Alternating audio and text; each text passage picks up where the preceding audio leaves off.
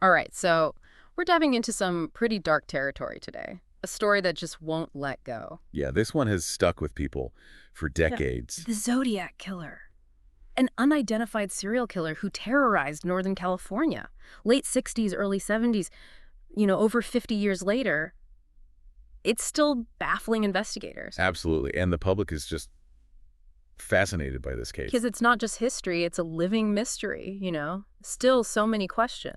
yeah. And the search for answers is still going on. It's a case that, well, it really gets to people. Right, and that's why we're here. Today we're taking a deep dive. We've got news reports from back then, timelines, expert analyses. Trying to understand the who, the why, the whole thing. Our mission, Yeah. up through the years of speculation, present the core facts, the details, the questions that still linger. And the thing is, this isn't just a story, right? This had a real impact. People need to understand what happened. Absolutely. Understanding is so important. And for that, we need to set the scene. Late 1960s, Northern California. It was a time of huge social change. Like a total upheaval. The counterculture movement was at its peak. You had the idealism of the summer of love starting to fade. And this sense of unease, it was starting to creep in. Yeah, like a shadow falling over everything. And against all of that, the idea of a serial killer. That term, it wasn't even really a thing yet, was it? Not in the way we think of it now. It wasn't this established category. Hard to believe now. We think about serial killers all the time. It's like a genre almost. Right. But back then, Yeah. this was new territory.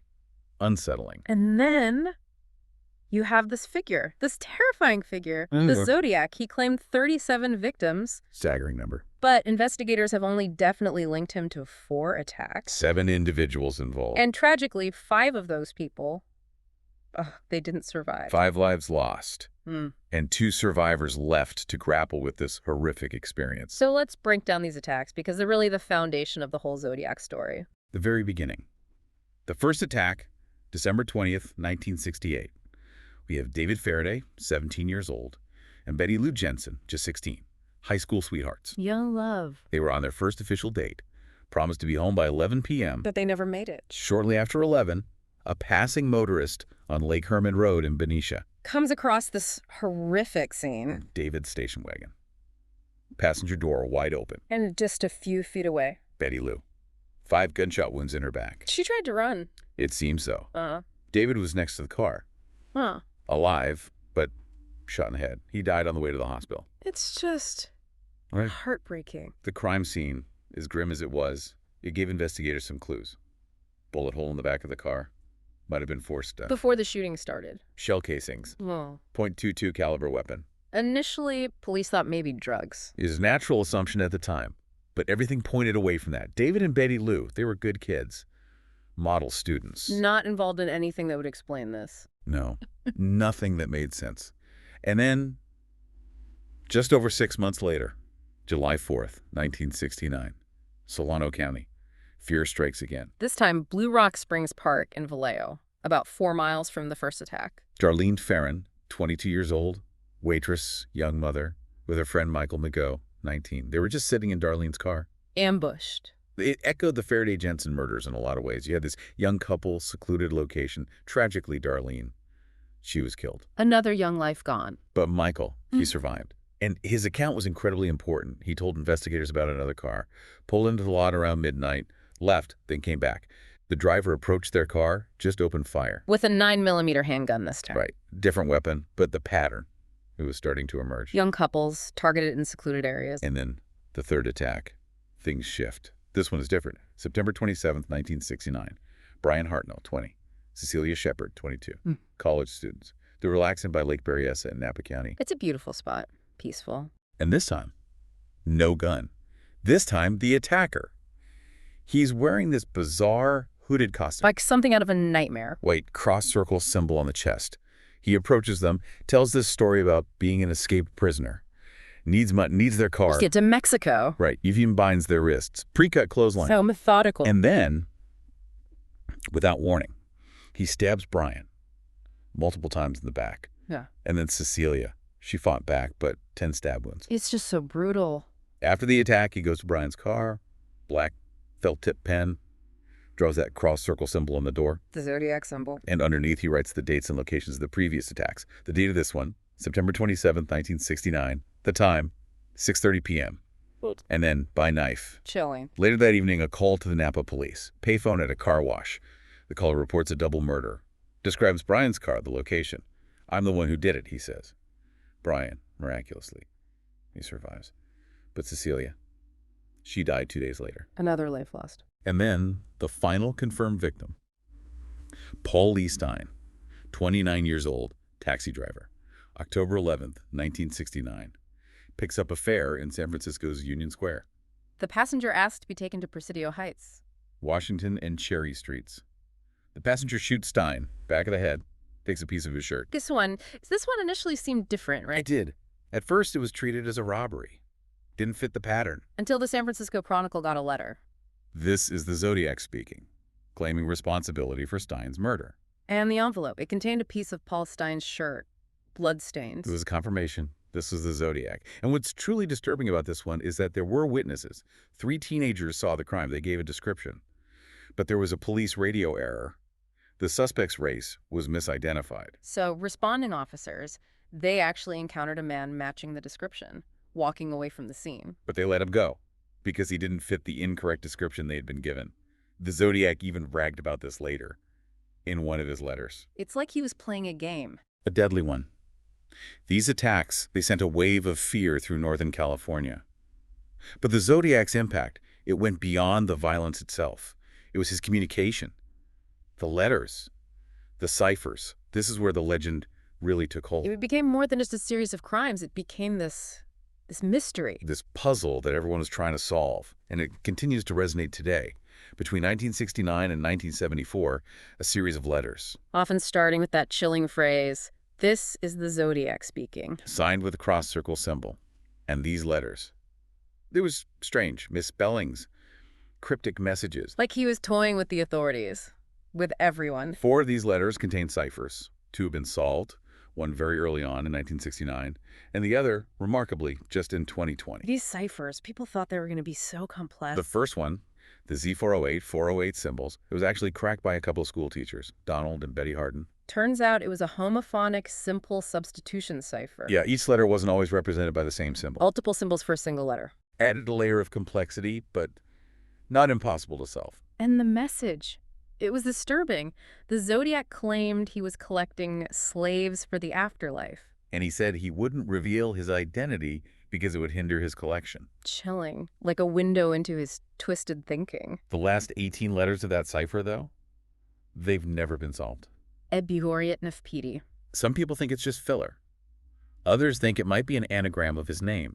But with so many possible combinations? It's like finding a needle in a haystack, maybe even harder. And then 2020, the second cipher, Z340. This one took decades to crack. And the message, it echoed the first one. Talked about slaves in paradise, mocked the police, said he wasn't afraid of the gas chamber. Because it would just get him to the afterlife faster. It reinforced this disturbing image, this idea of what he believed. And the letters, they weren't just cryptic, they were threatening. Oh, absolutely.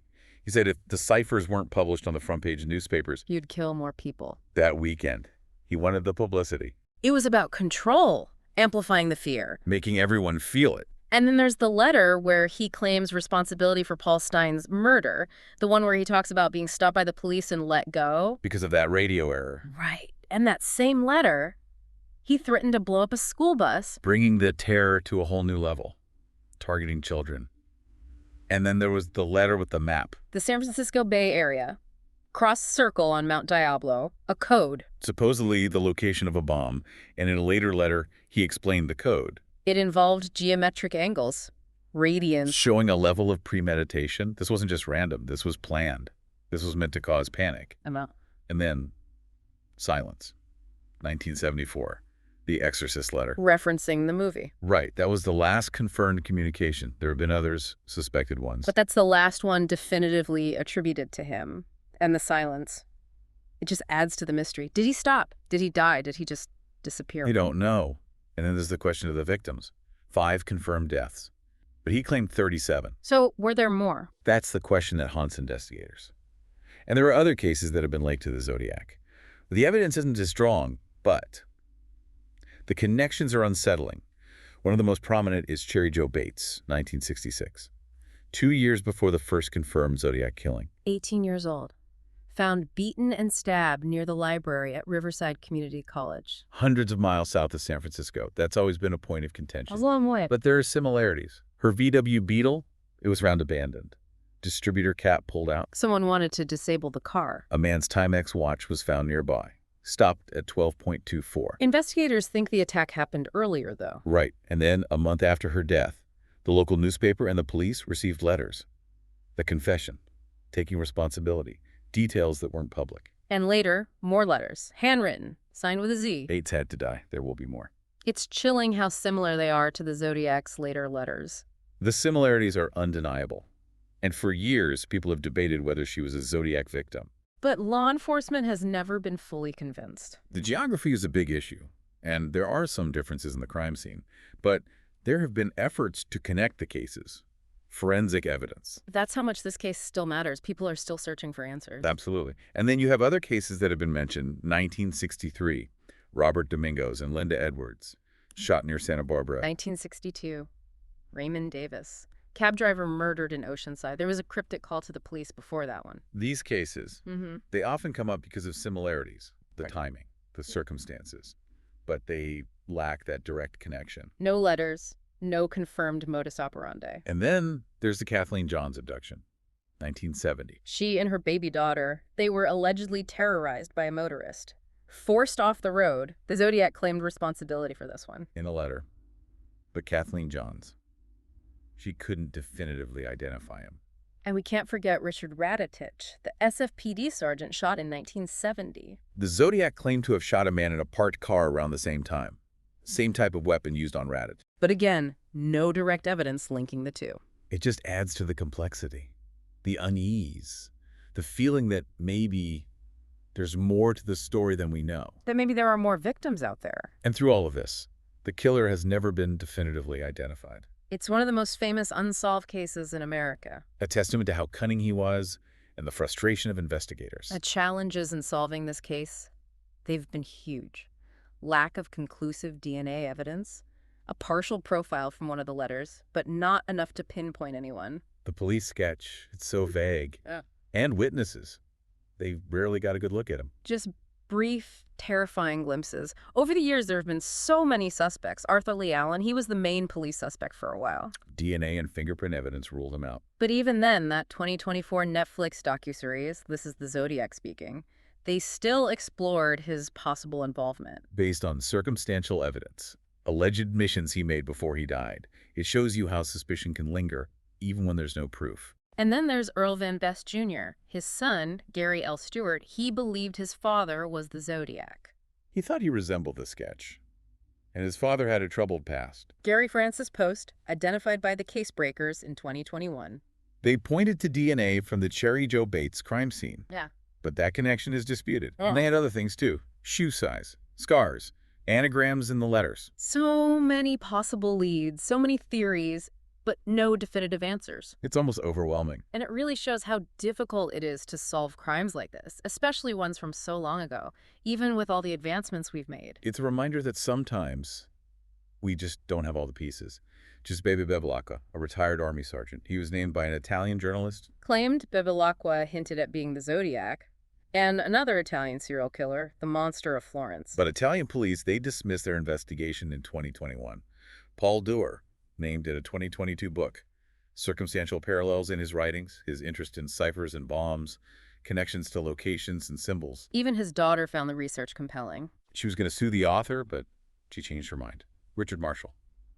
Similarities in his life to the Zodiac letters, but he was never a strong suspect. Ross Sullivan, linked to the Bates murder.